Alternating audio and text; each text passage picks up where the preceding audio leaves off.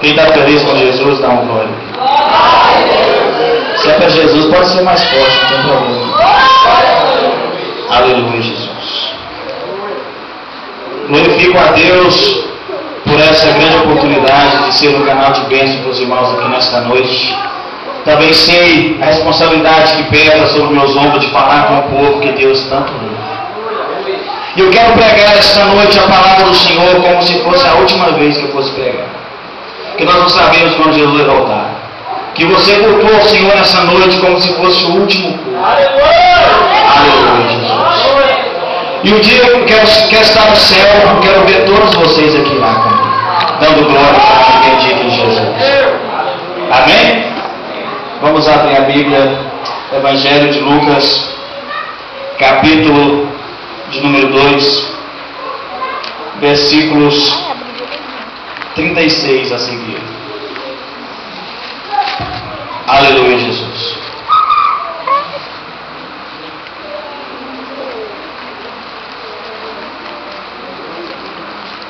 Só o Senhor é Deus.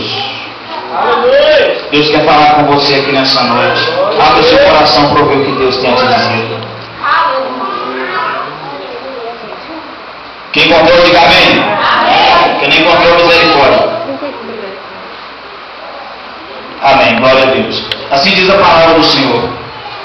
E estava ali a profetisa Ana, filha de Fanuel, da tribo de Azer. Esta era já avançada em idade, e tinha vivido com o marido 7 anos desde a sua virgindade. E era viúva de quase 84 anos, e não se afastava do templo, servindo a Deus em jejuns e orações de dia, de noite e de dia. E sobrevindo na mesma hora, ela dava graças a Deus e falava dele a todos os que esperavam a redenção em Jerusalém.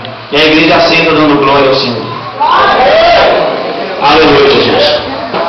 Esse texto que nós acabamos de ler, esse versículo que nós temos agora, fala de um momento crítico do povo de Israel. Porque o povo de Israel, nessa época, estava vivendo o seu terceiro grande cativeiro.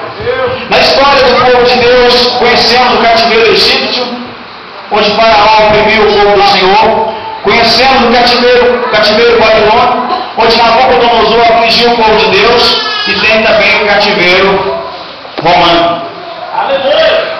O cativeiro, os outros cativeiros, o povo era destruído, era massacrado, era humilhado. E os governantes que chegaram dominavam aquele povo, colocaram as suas religiões, colocaram as suas crenças diante do povo de Deus, a sua idolatria diante do povo de Deus. Mas esse terceiro cativeiro, os romanos tinham uma estratégia diferente. Os romanos se davam bem com o povo judeu, mas cobravam imposto do povo do Senhor. Aleluia! Colocavam imposto para poder se enriquecer, tirar vantagem sobre o povo do Senhor. Aleluia! E como o tempo vai passando, irmãos, as promessas do Senhor vão ficando esquecidas. Muitos de nós vão esquecendo a promessa que o Senhor tem nos feito. E nesse caso aqui já tinha passado aproximadamente 600 anos, onde o profeta Isaías falava da vinda do Senhor, falava da vinda de Jesus Cristo aqui nessa terra, o Redentor de Israel, o Redentor da humanidade. E muitos haviam esquecido. Tanto é que aquele mesmo povo que dizia que adorava a Deus, que amava a Deus, foi o mesmo povo que matou seu filho. Foi o mesmo povo que falou para Jesus que não queria ele na frente deles, que não ia servir ele, que não ia adorar ele, que ele era um impostor. Por que isso, irmão? Porque esqueceu a promessa do Senhor. Será que alguém aqui tem esquecido aquilo que Deus tem falado ao seu coração? Será que alguém tem esquecido aqui as promessas do Senhor para a sua vida? Será que você já desistiu? Você já não tem mais força para lutar? Não tem mais força para guerrear porque você esqueceu o que Deus tem falado a você? Mas eu quero dizer aqui nesta noite, na autoridade do nome santo de Jesus Cristo, que as promessas do Senhor não morrem na sua vida. Aquilo que o Senhor falou a seu respeito vai se cumprir. Aquilo que o Senhor falou de você vai se cumprir. Pode passar um ano, pode passar 2, pode passar 3, vai se cumprir em nome de Jesus. E muitos esqueceram da promessa de Deus. Muitos esqueceram que viria o Redentor de Jessé. Aleluia, Jesus. Mas ele estava no templo, uma mulher chamada Ana.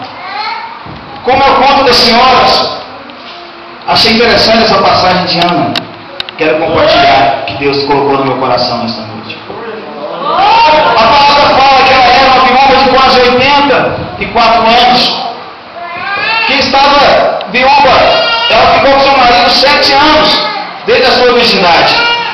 Muitos questionam se ela tinha 84 anos de viuvez ou se ela tinha 84 anos de idade.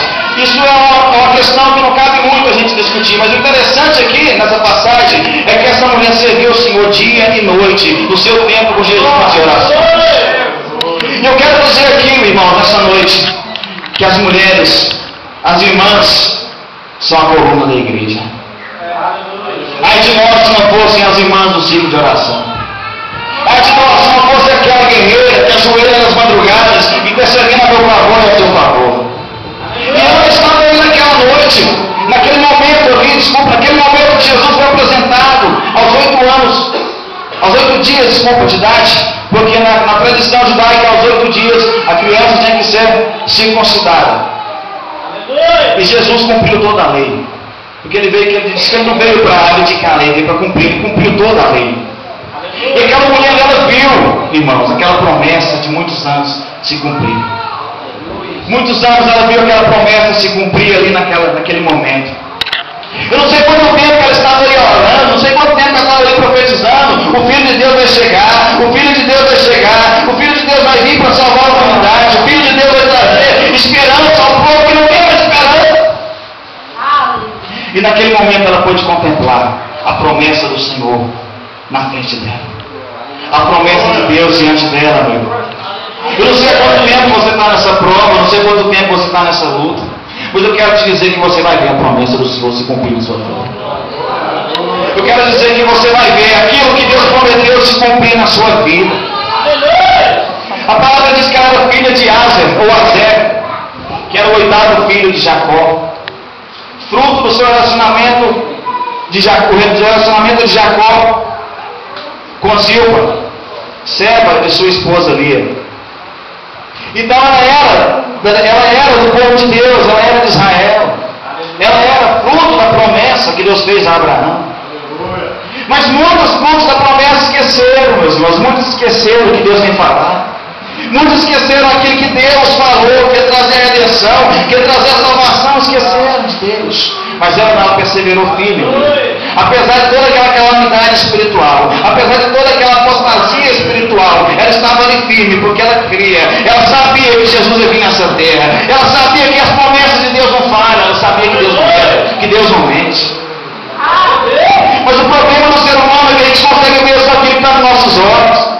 A gente só consegue ver aquilo que a gente consegue tocar e só acredita nisso, só acredita no que a gente vê. Mas Deus está aqui nessa noite para você acreditar no que você não vê. A palavra nos diz, em Hebreus capítulo 11, versículo 1, a fé é o firme fundamento das coisas que se esperam, a prova do que não vê. Se você não vê, isso é fé, meu irmão. Se você está vendo, é lógica, é razão, pode ser qualquer outra coisa. Mas a fé é você chegar. É Deus chegar diante do homem, quando chegou em Jacó. Um homem que não tinha nada, saiu da sua terra, sem nada, com a mão na frente e outra atrás, e falou: toda essa terra será sua. Isso é ter fé. Essa fé que Deus quer de mim, essa fé que Deus quer de você. Essa fé que muda a vida, essa fé que transforma a nossa realidade. E muitas vezes nós temos atirado no alvo errado, nós temos lutado contra o alvo errado, contra o nosso irmão, contra a nossa irmã, mas nós sabemos que o nosso inimigo é Satanás, ele está muito longe daqui agora, pessoal. Ele está muito longe aqui dessa casa, que aqui está o povo de Deus, aqui está o povo que vai morar no céu, aqui está o povo que foi separado pelo Senhor para vencer, e mal nenhum vai prevalecer contra a sua vida, no nome santo de Jesus Cristo. Então ela se viu, aquela mulher se via praticamente sozinha, porque praticamente ninguém acreditava no que ela acreditava. Muita gente já tinha esmorecido na fé, muita gente já tinha perdido a esperança, mas ela estava ali firme, porque ela sabe, não foi Deus que falou. E quando Deus fala no nosso coração, meu irmão, pode escrever, vai acontecer. Vai acontecer. Lembra de José do Egito, lá na sua terra, uma criança, Deus falou para ele: você será governador de uma nação, muitos te servirão. E as pessoas riam dele, como muitos devem rir de você também.